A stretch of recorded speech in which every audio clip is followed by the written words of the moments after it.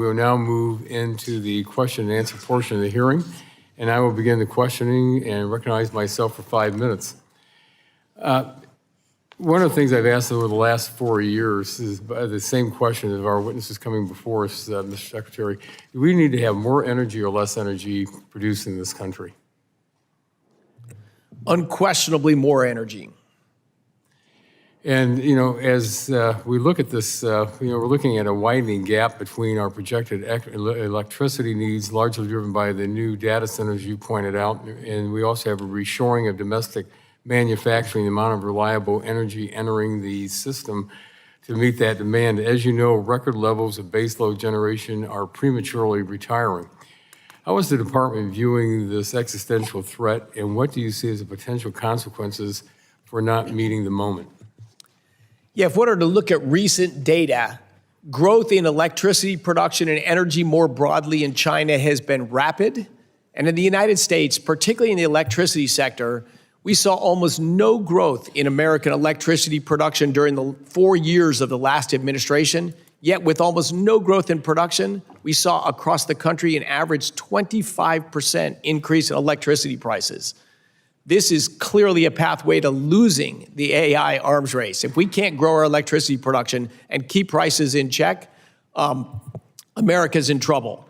Our administration is entirely focused on unleashing private capital, getting the government out of the way to grow and expand our supply of reliable, firm electricity. That's what AI needs, 24/7, 365 electricity. But of course, that's what the American electricity grid needs as well. No one wants the lights to go out or electricity production to decline when your kid's on a ventilator or when your factory is running. We need reliable, affordable, secure electricity. We are meeting with commercial providers across the spectrum about how to build and enable the expansion of American electricity generation. That's priority number one. We need to grow the supply of electricity even faster than the demand. That's the only way to meet the demands of AI and reshoring manufacturing, and to stop the highly destructive and politically polarizing rises in electricity prices. There's a lot of momentum behind this, increasing the cost of electricity, restricting the ability to develop or even operate the existing plants. So it's a big challenge. As Ranking Member Castor mentioned, yeah, electricity prices have been rising fast under the last administration, and stopping that on a dime is a tricky challenge, but it's a challenge we can and must meet. Well, thank you. Your department is undergoing a reorganization effort to align with priorities of the administration and most effectively accomplish your goals of energy dominance, technological superiority, and fueling economic prosperity. Would you give us an update as to where things stand with the reorganization efforts and the number of staff that have departed the agency? Yeah, look, the Department of Energy is full of a bunch of tremendous, hardworking, committed men and women trying to better the direction for our country.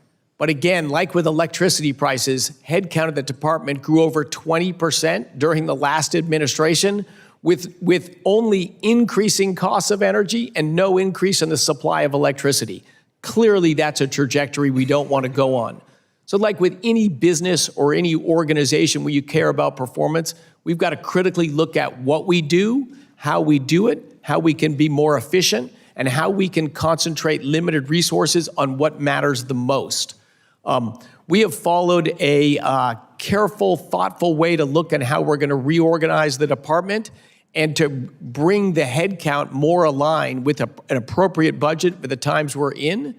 We have done this almost entirely through voluntary measures. So a lot of engagement with people, and we've had voluntary offers to give generous financial treatment for people that maybe that are choosing to move on to a different chapter in their career. These are hard and tough, and this is still ongoing. There's significant time frame people have to choose whether this is the pathway they want to go or not. The people will be moving from some offices to other offices to make sure we're appropriately staffed in every office. But I'm proud of the hard work of the team, some of the people working behind me, and many, many more back at the department. In the next few weeks, We will probably get more clarity on exactly where the reorganization is going to end, but I think it's been a great effort to align the people and the staffing with the mission we have at hand and to align our expenditures with the output of the department. My time has expired, and I'll submit my other questions in writing to you.